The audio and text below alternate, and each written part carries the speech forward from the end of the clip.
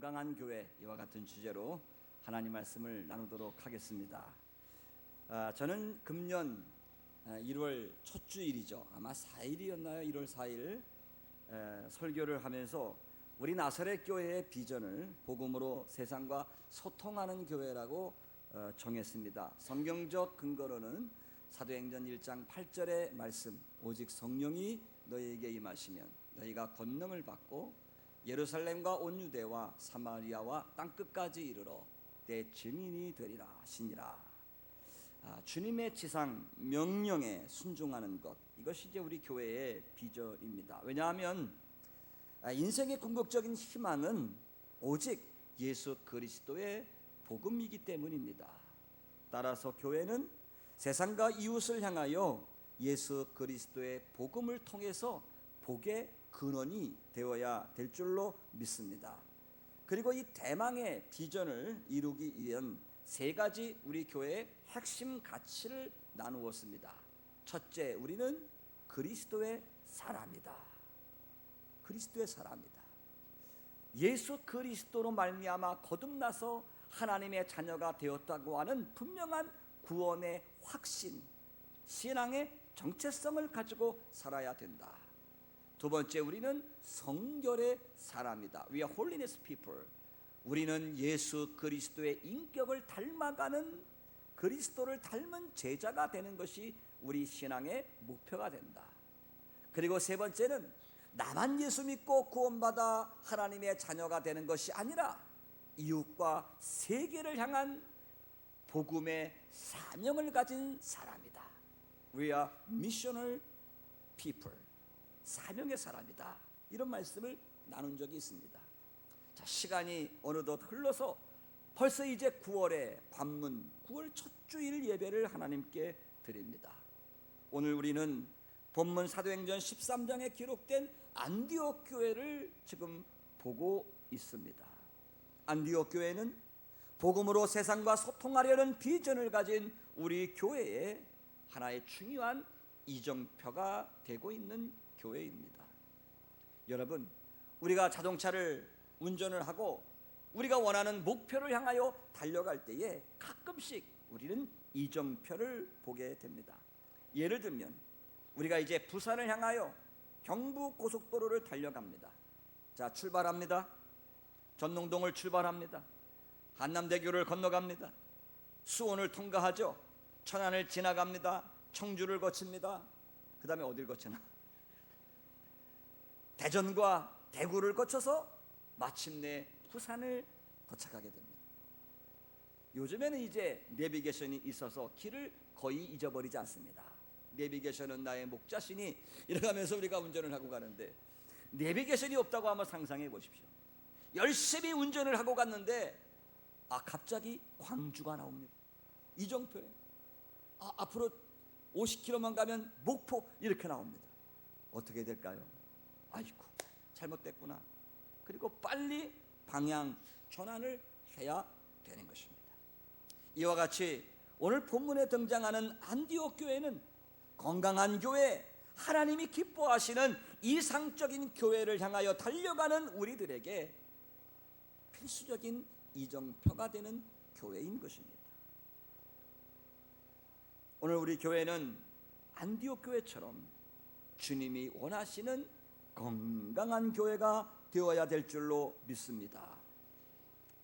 교회가 건강하다는 말은 그 교회가 얼마나 많은 사람들이 모이는가, 그 교회의 재정이 얼마나 되는가, 사회적으로 어떤 부류의 사람들이 모이고 있는가, 그리고 그 교회가 어떤 많은 프로그램을 가지고 있는가, 아니면 그 교회가 얼마나 건물이 웅장하고 잘 졌는가, 사실 이러한 것들과는 관계가 없습니다.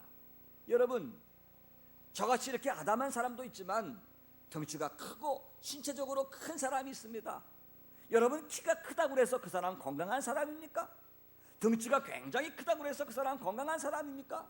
그렇지 않습니다. 그렇지 않습니다. 마찬가지로 교회가 사람이 많이 모여 있다든지, 얼마나 교육을 많이 받았다든지, 사회적으로 출세를 했다든지, 사실 이러한 것들은 건강하다는 것과는 비례하지 않는다는 것입니다. 우리 주님은 자신의 몸된 교회가 크기와 형태에 관계없이 건강하기를 바라십니다. 건강한 교회는 예수님이 원하시는 교회이기 때문에 우리 나사렛 교회도 건강한 교회가 되어야 될 줄로 믿습니다. 사도 바울은 교회의 이미지를 어떤 인간의 단체나 조직체로 보지 아니하고 교회를 사람의 몸으로 비유를 했습니다. 바로 교회는 예수님의 몸입니다. 조직체가 아니고 단체가 아니고 유기체입니다. 사람의 몸이기 때문에 교회는 건강해야 됩니다. 건강한 교회가 하나님의 기뻐하시는 일을 할 수가 있고 건강한 교회가 성장하게 되는 것입니다. 오늘날 수많은 신학자들이 건강한 교회의 특징을 말하고 있습니다. 지금도 기독교 서점가에 나가면 건강한 교회의 9가지 특징, 건강한 교회의 7가지 특징 등등 많은 책들이 이 건강한 교회의 주제로 팔리고 있습니다. 그러나 저는 오늘 본문에 나오는 이 안디옥 교회를 통해서 정말 건강한 교회의 특징이 무엇인지 한 4가지로 요약을 해서 한번 살펴보고자 하는 것입니다. 첫째, 건강한 교회는 그리스도 안에서 온전한 연합을 이루는 교회입니다. 한번 말씀을 따라서 해보실까요? 그리스도 안에서 온전히 연합하는 교회. 할렐루야. 오늘 본문의 말씀은 다음과 같이 시작하고 있습니다. 1절을 보십시오. 안디옥 교회에 선지자들과 교사들이 있으니 곧 바나바와 니게르라 하는 시몬과 구레네 사람 루기오와 본붕왕 헤롯의 젖동생 마나엔과 및 사울이라고 기록하고 있습니다. 수많은 안디옥 교회 성도들 가운데 대표적인 지도자 그룹인 5명의 이름이 지금 열거되고 있습니다. 그런데 이 열거된 사람들의 이름만 보아도 안디옥 교회가 얼마나 다양한 사람들이 모여있는 교회인지를 쉽게 알 수 있다는 것입니다. 먼저 바나바를 보십시오. 바나바는 우리가 아는 바와 같이 구브로 출신의 사람으로 유대인 중에 유대인인 레위족 속의 출신 사람입니다. 이 사람의 본명은 원래 요셉인데 구브로에서 아마 부자였던 것 같습니다. 그래서 땅을 팔아서 가난한 사람들을 위해서 헌납할 정도로 부유한 가정의 출신이고 오늘 안디옥 교회가 설립되는데 결정적인 역할을 했던 지도자였습니다. 뿐만 아니라 두 번째로 나오는 니게르라고 하는 시몬이 나옵니다. 근데 시몬이 별명이 니게르입니다. 이 니게르라고 하는 말은 니그로에서 나온 말입니다. 여러분, 니그로 그러면 우리가 무엇을 생각하나요? 흑인을 생각합니다. 바로 이 니그로 시몬은 피부가 검은 흑인이었던 것을 우리가 추측해 볼 수가 있습니다. 뿐만 아니라 구레네 사람 루기오가 나옵니다. 구레네 역시 북아프리카의 지역이죠. 오늘날 아마 에티오피아쯤 되는 나라일 것입니다. 아프리카 출신의 바로 흑인 지도자입니다. 네 번째는 헤롯의 젖동생 마나엔이 나옵니다. 여기서 말하고 있는 이 헤롯은 정말 기분 나쁜 사람이죠. 이 헤롯에 의해서 세례 요한이 칼로 목베임을 당하여 죽었습니다. 헤롯 안디바를 가리키는 사람입니다. 그런데 이 헤롯과 어릴 적부터 함께 자란 젖동생 마나엔도 지도자에 들어가 있다는 것입니다. 젖동생이란 말은 한 유모 밑에서 자랐거나 아니면 어린 시절을 친형제처럼 함께 자란 아주 가까운 사이를 말하는 것입니다. 그러므로 마나엔은 사회적인 면에서 볼 때 이 사람은 굉장한 정치적인 출세 가문에 속한 사람일 것이고, 교회 입장에서 볼 때는 세례 요한을 죽이고 교회를 핍박한 아주 두려운 존재, 경계 대상 1호가 되는 사람이 오늘 안디옥 교회 지도자로 등장하고 있는 것입니다. 뿐만 아니라 나중에 바울로 알려진 사울이 나옵니다. 우리가 잘 아는 사울입니다. 사울 역시 길리기아 다소 출신으로 유대인입니다. 그리고 스데반 집사를 죽이는데 앞장섰던 사람이고 교회를 박해하는데 혈안이 되었던 사람입니다. 한편으로는 가말렐 문화생으로서 유대교의 정통한 랍비 출신입니다. 자, 지금까지 열거한 5명의 지도자들을 보면 한마디로 안디옥 교회는 참으로 다양한 사람들이 모여 있었다는 것을 추측해 볼 수 있습니다. 크게는 유대인과 이방인이 함께 모여 있었습니다. 인종적으로 볼 때도 백인종, 흑인종, 황인종이 다 함께 모여 있었습니다. 사회적으로 보면 높은 권력 가문의 출신도 있었고 낮은 계급의 출신도 있었습니다. 부자가 있었는가 하면 가난한 사람도 있었습니다. 보수적인 사람이 있었는가 하면 진보적인 사람이 함께 있었습니다. 더욱 놀라운 것은 이 5명의 지도자 가운데 이 본토 안디옥 출신은 한 사람도 없다는 것입니다. 모두가 다 다른 지방에서 이주해온 사람들인데 안디옥 교회의 지도자가 되어 있는 것입니다. 어떻게 이런 일이 가능할까요? 결론은 한 가지입니다. 예수 그리스도 때문입니다. 저들은 예수님을 주인으로 모셨기 때문에 교회 안에서 자신의 출신이라든가 자신의 성향이라든가 자신의 사회적인 어떠한 상태라든가 이 모든 것들을 다 예수 안에서 녹아지는 것입니다. 오직 예수님만 앞세우는 것입니다.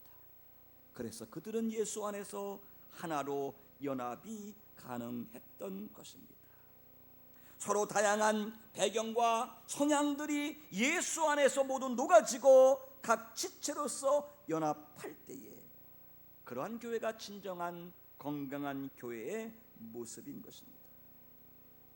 다양한 신분과 출신으로 구성된 교회였지만 그것이 배타적이고 파별과 갈등을 불러일으키는 것이 아니라 오히려 예수 그리스도 안에서 그 다양성이 건강한 교회를 세우고 세계 선교를 지향하는 데 커다란 동력과 에너지로 작용하고 있는 모습인 것입니다.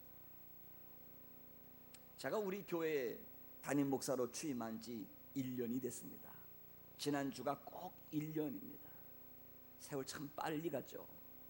떡이라도 좀 해서 여러분들에게 나눠드렸으면 했는데 그렇게 되지 않아서 죄송합니다만은 우리 교회의 성도들을 살펴보면 참 안디옥 교회만큼이나 다양한 분들이 모여 계십니다. 어떤 분들은 참으로 감성적이고 감정적인 성향을 가진 분들이 있고 어떤 분들은 굉장히 이성적인 분들도 있습니다.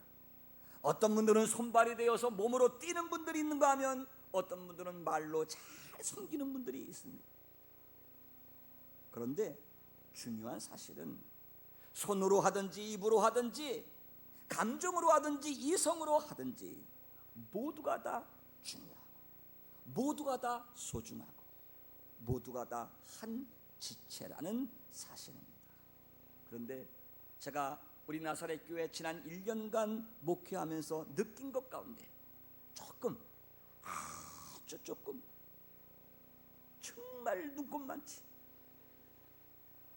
정말 새털같이 아쉬운 것은 우리 교회 교인들 가운데 자신의 성향에 따라서 자신의 출신 지역에 따라서 자신이 좋아하는 사람에 따라서 조금 끼리끼리 파벌의식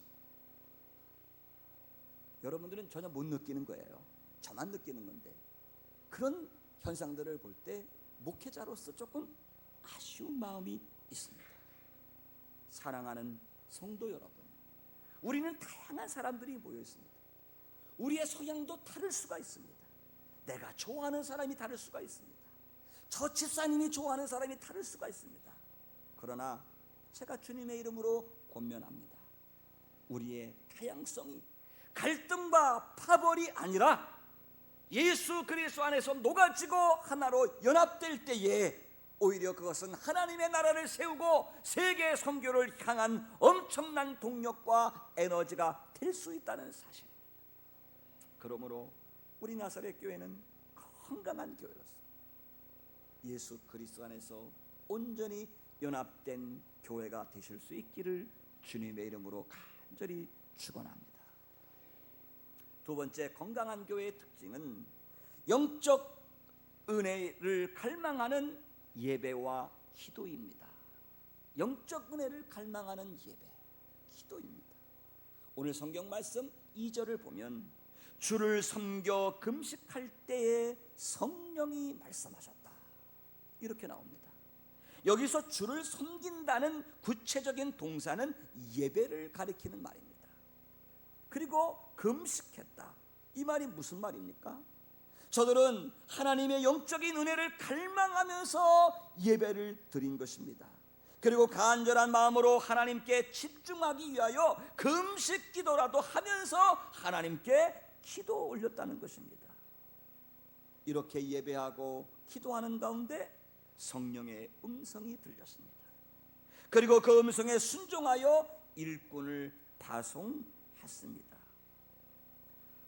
안디옥 교회 성도들이 한마음 한뜻이 되어서 하나님의 간절한 은혜를 갈망하는 예배를 드리고 금식하며 기도할 때에 성령이 임하시고 저들에게 사명도 주시고 구체적으로 사람도 준비해 주셨고, 그리고 사명을 감당할 일꾼을 선택할 수 있도록 성령님이 역사하신 것입니다. 안디옥 교회가 처음부터 큰 프랜카드를 만들어 놓고 세계 선교하는 교회 이런 표어를 정해놓고 선교사 지망생들을 모집하고 선교비를 마련하기 위해서 무슨 기금 모으는 일 등등 이러한 일을 결코 한 적이 없습니다. 오직 먼저 하나님의 은혜를 갈망하고 영적인 은혜를 갈망하면서 하나님께 예배하고 전심으로 기도하고 금식하며 하나님을 간구하고 부르짖을 때에 성령께서 역사하셨고 성령께서 그들을 위대하게 사용하신 것입니다. 그러므로 우리 교회도 가장 먼저 할 일은 주님을 갈망하며 영적 은혜를 사모하는 예배하는 교회, 예배가 회복된 교회가 될 수 있도록 힘써야 될 줄로 믿습니다. 그런 사람이 될 때에 하나님의 성령께서 붙들어 하나님이 기뻐하시는 일을 위하여 사용하신다는 사실입니다. 이제 저희 교회도 멀지 않아서 항존직 직분자를 세워야 할 때가 올 것입니다. 권사님을 세우고 장로님을 세웁니다. 어떤 사람이 하나님의 일을 할 수가 있을까요? 가장 먼저 영적인 갈망을 가지고 하나님께 예배하며 기도하고 하나님께 부르짖고 힘쓰는 성도가 하나님의 일을 할 수 있을 줄로 믿습니다. 여러분 열심히 기도하십시오. 적어도 내가 하나님의 교회에 항존직 직분으로 충성하겠다고 소원하시는 분들은 적어도 일주일에 한 번 화요일날 새벽 기도는 나와야 되지 않겠습니까? 아니, 집이 너무 멀어서 교회까지 못 오시는 분들은 가까운 교회 나가세요. 가서 기도하십시오. 기도하십시오. 영적인 갈망으로 주님을 예배하고 기도할 때에 반드시 하나님께서 우리 교회를 사용하실 수 있는 줄로 믿습니다. 건강한 교회의 세 번째 특징은 세계를 향한 선교적 비전을 품는 것입니다. 세계를 향한 선교적 비전. 베들레헴 말 구유에서 태어나신 분이 계십니다. 누구죠? 예수님이십니다. 근데 예수님을 가만히 살펴보면 예수님은 참 33년의 짧은 인생입니다. 인간적으로 보면 참 기구한 운명 같아요. 이 땅에서 33년이라고 하는 짧은 인생을 사셨습니다. 그리고 정말 우리와 같이 변변히 해외여행 한 번 못 가신 분입니다. 예수님이 해외여행을 가신 적이 딱 한 번 있습니다. 못된 헤롯이 2살 이하의 아기를 죽이려고 하니까 아기 예수님이 어머니 등에 업혀서 나귀를 탔는지 낙타를 탔는지 모르지만 이집트로 잠시 피난 가신 것입니다. 그 외에는 예수님은 한평생 해외를 나가보신 적도 없습니다. 대한민국의 충청북도만한 작은 땅덩어리, 그것도 변방도시인 갈릴리 지방의 가버나움과 나사렛을 중심으로 한평생을 살아다가 십자가에 못 박혀 죽으시고 승천하셨습니다. 그럼에도 불구하고 예수님은 언제나 제자들에게 유대민족의 한계를 뛰어넘어서 세계를 품고 나가라고 도전하시고 명령을 하셨습니다. 마태복음 28장 19절을 보십시오. 너희는 가서 모든 족속으로 제자를 삼으라고 했습니다. 모든 족속입니다. 마가복음 16장 15절에는 너희는 온 천하에 다니며 만민에게 복음을 전파해라. 온 천하가 나옵니다. 누가복음 24장 47절 말씀에도 또 그의 이름으로 죄사함을 받게 하는 회개가 예루살렘에서 시작하여 모든 족속에게 전파될 것이라고 말씀하셨습니다. 우리 교회 표로 돌아가고 있는 사도행전 1장 8절 말씀에도 오직 성령이 너희에게 임하시면 너희가 권능을 받고 예루살렘과 온 유대와 사마리아와 땅 끝까지 이르러 내 증인이 되라. 이것이 세계를 바라보시는 예수님의 비전입니다.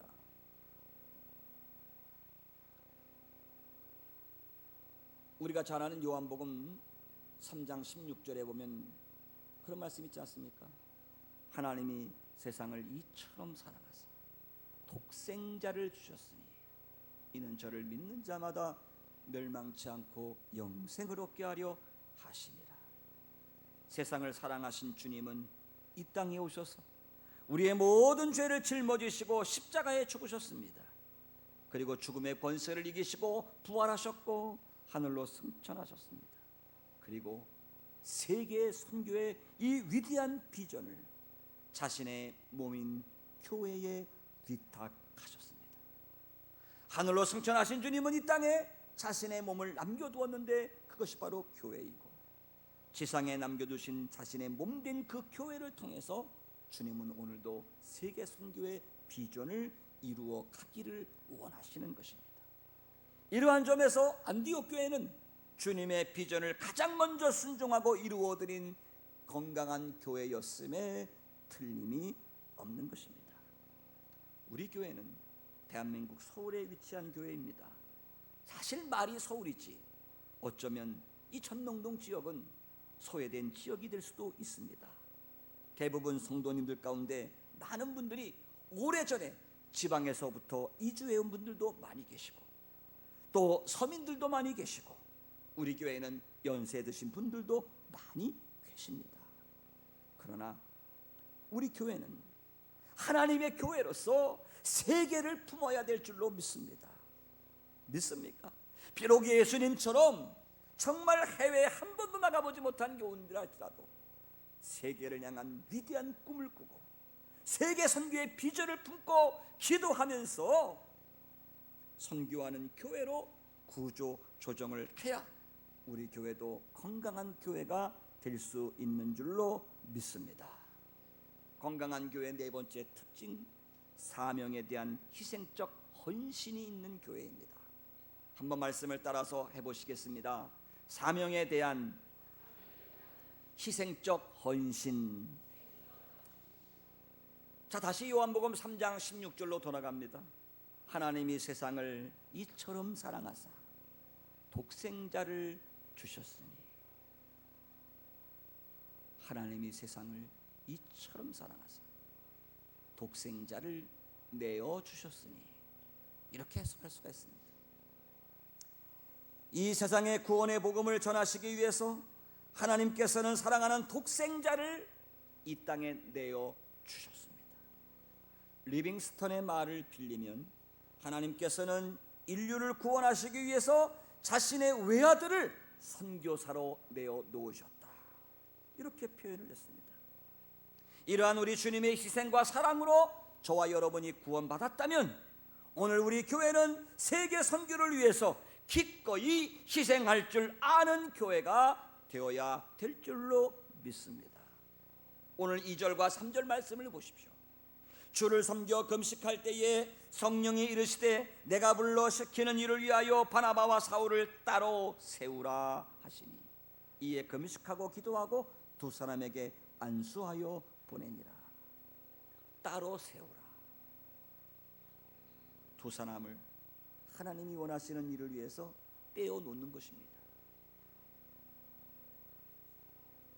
이 두 사람이 정말로 우리 교회에 필요하지만, 정말 꼭 필요한 중요한 지도자이지만 하나님의 선교를 위해서 희생을 각오하고 떼어 놓는 것입니다. 뿐만 아니라 오늘 성경 말씀 보니까 두 사람에게 안수하여 보내니라 했습니다. 보낸다는 말을 정확하게 해석을 하면 내어주다입니다. 내어주다. 다시 말하면 하나님이 필요로 하시니까, 하나님이 요구하시니까 교회는 기꺼이 두 사람을 내어주는 것입니다. 세계 선교라는 하나님의 위대한 사명을 감당하기 위해서는 안디옥 교회와 같이 자기 희생적 결단이 있어야 되는 것입니다. 특히 이 안디옥 교회는 선교를 위해서 바나바와 사울을 내어 보내야만 했습니다. 안디옥 교회 입장에서 볼 때에 바나바와 사울은 교회 성장을 위해서 반드시 필요한 중요한 지도자였을 것입니다. 그런데 그들이 가장 중요한 지도자를 선교라고 하는 제단의 희생물로 내어 놓은 것입니다. 안디옥 교회에 있어서 이 바나바의 리더십은 절대적이었습니다. 바나바라고 하는 이름의 뜻은 권위자였습니다. 원래 이 사람은 요셉입니다. 그런데 얼마나 이 사람이 영향력이 있는 사람인지 바나바라고 하는 별명이 붙을 정도였습니다. 수많은 사람이 바나바 목사님을 존경하고 따랐습니다. 바나바의 리더십 아래 멀지 않아 안디옥 교회는 그야말로 경쟁력 있는 대형 교회로 성장할 수 있는 그러한 가능성을 예측하고 있습니다. 사울 역시 다메섹 도상에서 예수님을 만나 급진적인 회심을 경험한 강력한 영적 지도자였습니다. 사울은 지성과 열정을 겸비한 사도입니다. 그런데 오늘 3절에 보니까 안디옥 교회가 성령께 순종하여 바나바와 사울을 선교를 위해서 따로 구별하여 보냈다는 것입니다. 보냈다는 것은 안디옥 교회가 능동적으로 보낸 것이 아니라 성령께서 보내길 원하시니까 안디옥 교회가 그들을 놓아주었다는 의미인 것입니다. 교회가 하나님의 선교 사명을 위해서 위대한 지도자를 내어준 것입니다. 희생한 것입니다. 바나바의 입장에서 보면 이와 같은 사실을 확연히 알 수가 있습니다. 자, 1절에서 열거된 5명의 이름 가운데 제일 먼저 등장하는 사람의 이름이 바나바입니다. 이 말은 바나바가 안디옥 교회의 담임 목사라는 것입니다. 여러분, 안디옥 교회를 누가 세웠습니까? 물론 성령께서 세우셨습니다. 그러나 인간적으로 보면 이 바나바의 역할은 결정적인 것이었습니다. 여러 가지 정황으로 미루어 보면 바나바는 지금 안디옥 교회 담임 목사로서 절대적인 리더십을 가지고 있습니다. 요즘 목회자들을 보면 어떻게 해서든지 큰 교회에 가서 사역하고 싶어 합니다. 대우가 좋은 교회를 찾을 수도 있습니다. 아마 이것이 현대 교회의 현 주소일지도 모릅니다. 그런데 바나바는 안디옥 교회 담임 목사로서 모든 기득권을 내려놓고 성령의 인도하심을 따라 선교사로 보내집니다. 즉 하나님께서 부르시니까 사명을 위해서 기꺼이 자신의 모든 것을 희생하고 있는 것입니다. 우리가 아무리 이상적인 비전을 가지고 있다 할지라도 목회자와 성도 각자가 바나바와 같이 하나님 나라를 위한 자기 희생적 헌신이 없다면 교회의 비전은 결코 성취될 수 없을 것입니다. 우리 교우들 가운데 어떤 분들은 참 목회자가 고개를 숙일 정도로 희생적인 헌신을 하는 분들이 많이 계십니다. 먼 거리를 마다하지 않고 교회를 지키기 위해서 오시는 분들도 계시고, 교회에 봉사하기 위해서 노령의 연세에도 새벽부터 일어나셔서 서둘러 버스를 타고 전철을 타고 교회를 행하시는 분들이 굉장히 많이 있습니다. 목회자가 볼 때는 정말 안타까울 정도로 극한 가난 속에서 사시면서도 하나님의 나라와 선교를 위해서 자신의 물질을 기꺼이 내려놓는 그런 분들도 우리 교회에 많이 계십니다. 사랑하는 성도 여러분, 정말 우리 교회는 건강한 교회입니까? 스스로 물어보십시오. 이 안디옥 교회라고 하는 이정표를 보면서 다시금 진지하게 우리의 길을 물어야 될 것입니다. 안디옥 교회처럼 예수 안에서 온전히 연합되는 교회가 되시기를 바랍니다. 우리의 출신과 우리의 성향과 우리의 모든 것들을 다 예수 안에서 녹여내고 새로운 에너지를 창출해내는 하나 되고 연합되는 교회, 그리고 하나님의 영적인 은혜를 갈망하면서 전심으로 예배하고 열정적으로 예배하고 금식하며 기도하는 그런 교회가 될 때에 성령께서 우리에게 세계를 향한 비전을 주시고 우리를 사용하실 것입니다. 바라기는 우리 나사렛 교회가 복음으로 세상과 소통하여 땅끝까지 복음을 전하는 우리 주님의 비전을 이루어 드리는 건강한 교회, 건강한 성도가 되실 수 있기를 주님의 이름으로 축원합니다. 다 같이 기도하겠습니다.